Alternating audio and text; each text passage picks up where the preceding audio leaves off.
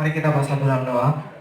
Bapa kami yang surga, Bapa yang baik, yang mengucap syukur pada malam hari ini Engkau masih menyertai kami, memberikan kami napas kehidupan yang kami nikmati Tuhan. Kami sangat bersyukur. Dan pada saat ini Tuhan, kami akan mendengarkan firman-Mu. Biarlah firman-Mu terus hidup di dalam kehidupan kami, sehingga hidup kami berkenan di hadapan-Mu.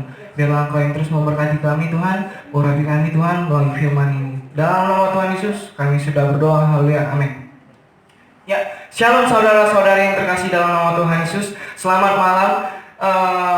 Saya yakin dan percaya walaupun kita sekarang menghadapi yaitu wabah virus corona, tapi saya yakin dan percaya bahwa itu bukan menjadi untuk membuat iman kita semakin menurun, tetapi ini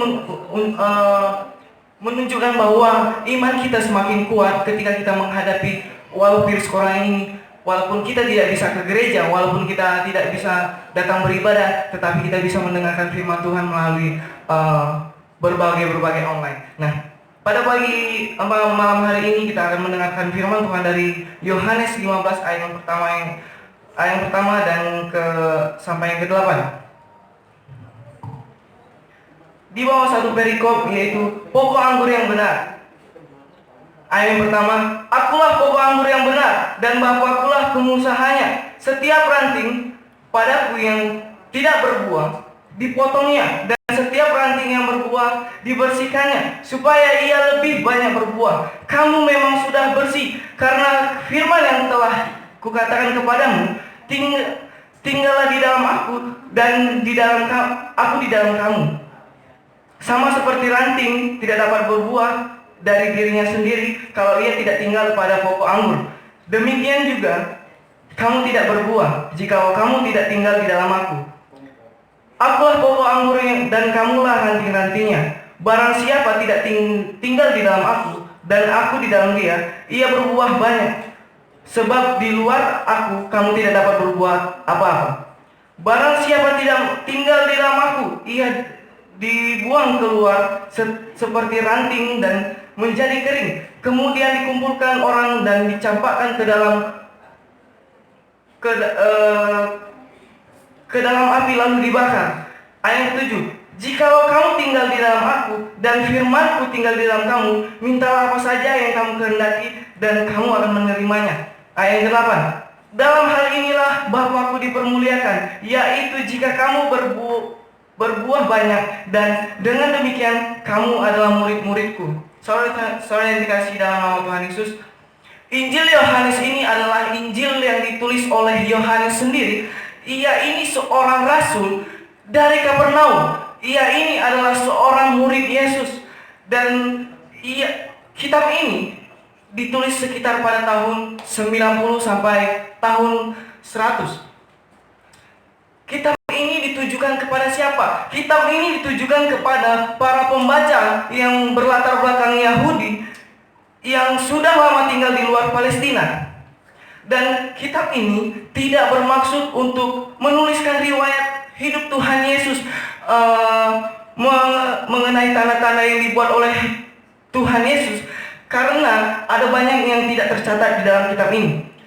Dalam kitab ini bertujuan supaya kita percaya kepada Tuhan Yesus, supaya kita percaya kepada Tuhan Yesus bahwa Yesus itu adalah Sang Mesias, bahwa Yesus itu adalah Sang Anak Allah. Dan kitab ini menekankan bahwa menguraikan bahwa Yesus itu adalah Sang Mesias, Sang Anak Allah. Dan kitab ini juga bertujuan supaya kita oleh karena iman kita beroleh hidup yang kekal oleh karena namanya. Nah, jadi melalui firman Tuhan pada malam hari ini kita akan merenungkan dalam satu tema, yaitu hidup berbuah yang berkualitas. Mengapa saya membahas tema ini? Mengapa kita membahas tema ini? Karena saya melihat banyak orang yang berbuah tetapi berbuah yang tidak berkualitas. Banyak orang yang berusaha hidupnya berbuah tetapi menghasilkan buah yang tidak baik. Banyak orang yang hidupnya ingin berbuah tetapi tidak sesuai dengan kehendak Allah. Saudara-saudara yang terkasih dalam nama Tuhan Yesus, maka saya mengangkat tema ini supaya kita tahu bagaimana cara untuk hidup kita untuk memperoleh buah yang berkualitas. Saudara yang terkasih dalam nama Tuhan Yesus, berbicara tentang hidup buah yang berkualitas artinya bahwa ketika kita hidup berbuah yang berkualitas, berbicara tentang mutu, artinya bahwa hidup kita berbuah artinya hidup kita berharga di mata Tuhan, ada mutu berharga di mata Tuhan dan mempunyai nilai yang tinggi. Saudara yang terkasih dalam nama Tuhan Yesus, dalam teks ini Yesus mengajarkan bahwa ia memperkenalkan dirinya kepada murid-muridnya bahwa akulah pokok anggur yang benar, akulah pokok anggur yang sejati. Saudara-saudara yang terkasih dalam nama Tuhan Yesus, Yesus menggambarkan dirinya sebagai anggur. Dan Tuhan Yesus mengajarkan kepada muridnya, dan kamu adalah rantingnya, dan kita semua adalah rantingnya yang harus melekat pada pokok anggur tersebut. Kita adalah ranting dan Tuhan Yesus adalah pokoknya. Maka ranting itu harus melekat pada pokoknya, yaitu Yesus Kristus. Nah, kita semua adalah rantingnya, dan kita sebagai rantingnya, maka Tuhan mengajarkan bahwa hidup kita harus berbuah, berbuah dan berbuah. Saudara yang terkasih dalam nama Tuhan Yesus, kita ini dipilih oleh Tuhan supaya hidup kita berbuah dengan buah yang menghasilkan buah yang berkualitas. Saudara yang terkasih dalam nama Tuhan Yesus, firman Tuhan pada malam hari ini kita renungkan dengan satu tema, hidup berbuah yang berkualitas. Saya akan memberikan tiga cara bagaimana kita untuk mendapatkan hidup yang memperoleh buah yang berkualitas. Cara yang pertama di ayat yang kedua dan ketiga, saya bacakan. Sebab setiap ranting padaku yang tidak berbuah dipotongnya, setiap ranting yang berbuah dibersihkan, supaya ia lebih banyak berbuah. Kamu memang sudah bersih karena firman yang telah kukatakan kepadamu. Saudara-saudara yang terkasih dalam nama Tuhan Yesus, cara yang pertama adalah kita membersihkan diri di hadapan Tuhan. Kita memberikan diri kita meletakkan diri kita kepada Tuhan. Saudara-saudara yang terkasih dalam nama Tuhan Yesus, di ayat yang kedua menjelaskan bahwa kita ini rantingnya, dan Tuhan Yesus itu adalah pokoknya. Dan saudara-saudara yang terkasih dalam nama Tuhan Yesus, di situ Tuhan menjelaskan bahwa ranting dan setiap ranting yang berbuah dibersihkannya supaya berbuah lebih banyak. Saudara yang terkasih dalam nama Tuhan Yesus, artinya apa? Kita memberikan diri kita sebagai ranting kepada Tuhan supaya hidup kita dibersihkan oleh Tuhan, supaya hidup kita dibersihkan oleh Tuhan, sehingga hidup kita berbuah dan berbuah yang berkualitas. Saudara yang terkasih dalam nama Tuhan Yesus, seperti halnya Bapa menanamkan cabang pada pokok anggur itu, dan ia membersihkan cabang itu, ranting itu, sehingga ia bisa berbuah dengan lebat. Dan saudara-saudara yang terkasih dalam nama Tuhan Yesus, artinya apa? Artinya bahwa ini ada tanda bahwa Tuhan memelihara ranting-ranting itu. Tuhan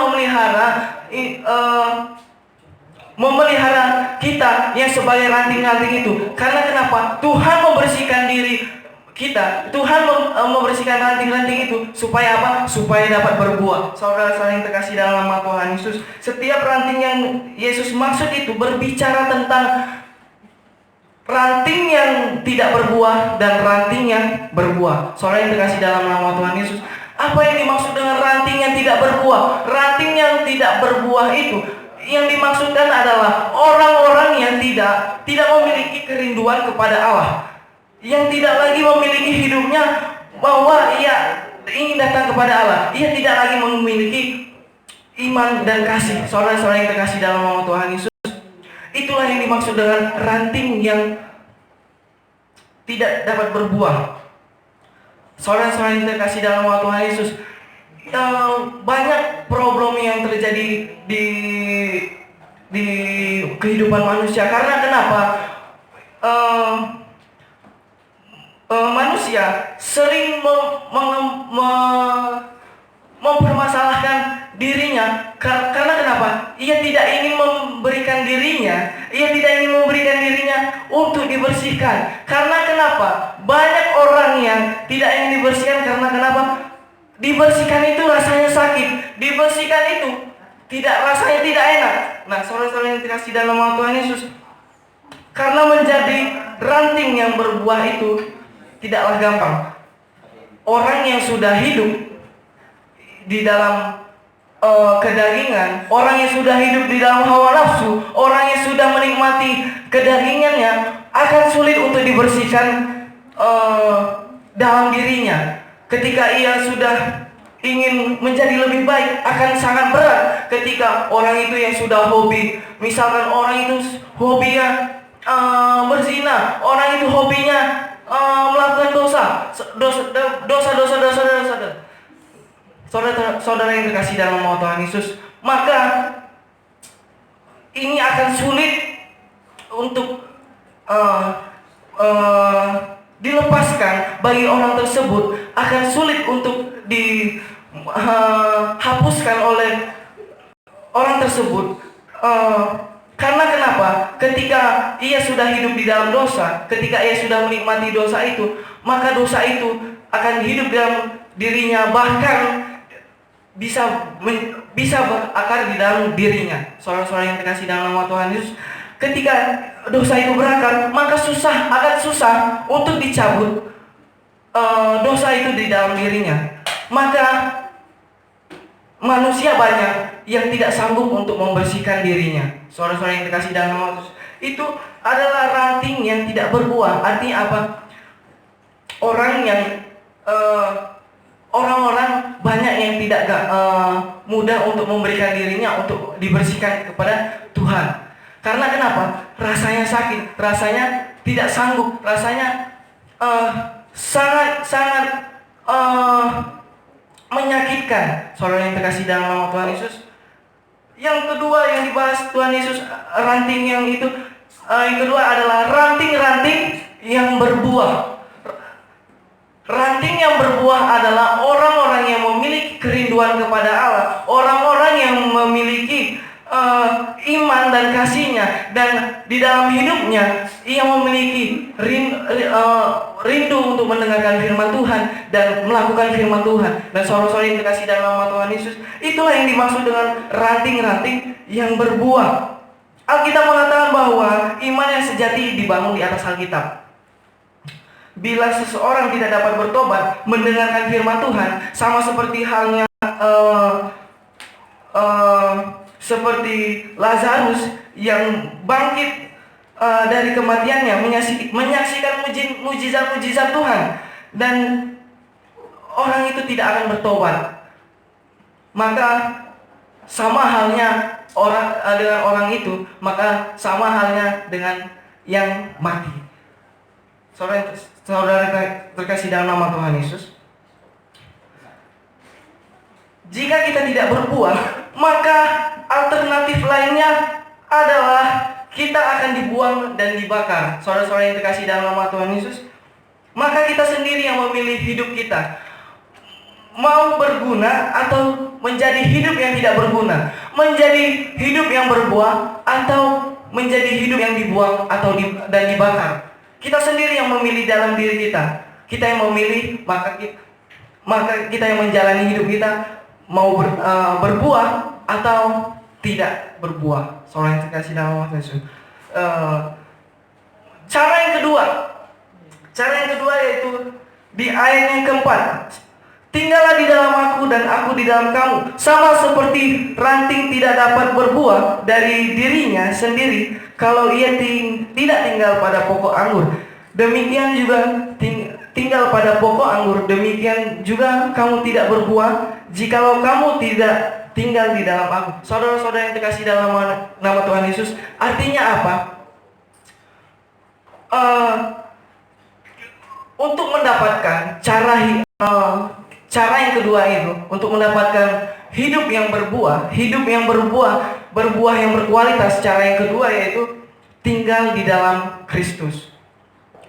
Saudara yang terkasih dalam nama Tuhan Yesus, artinya kita memberikan diri kita kepada Tuhan Yesus. Kita menyerahkan diri kita kepada Tuhan Yesus. Kita memberikan hidup kita sepenuhnya kepada Tuhan Yesus.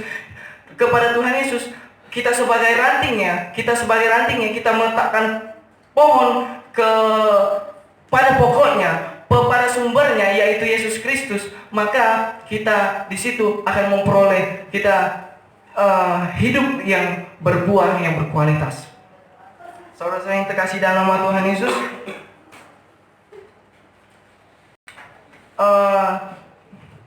di sini dikatakan tinggallah di dalam aku dan aku di dalam kamu.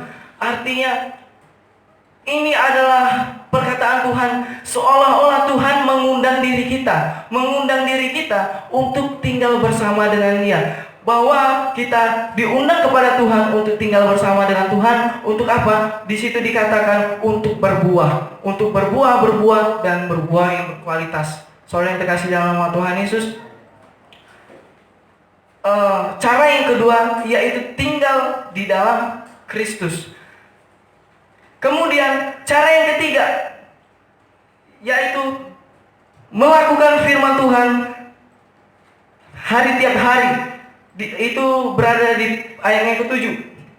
Saya bacakan, jikalau kamu tinggal di dalam aku dan firmanku tinggal di dalam kamu, mintalah apa saja yang kamu kehendaki dan aku akan menerimanya. Artinya apa, saudara yang terkasih dalam nama Tuhan Yesus?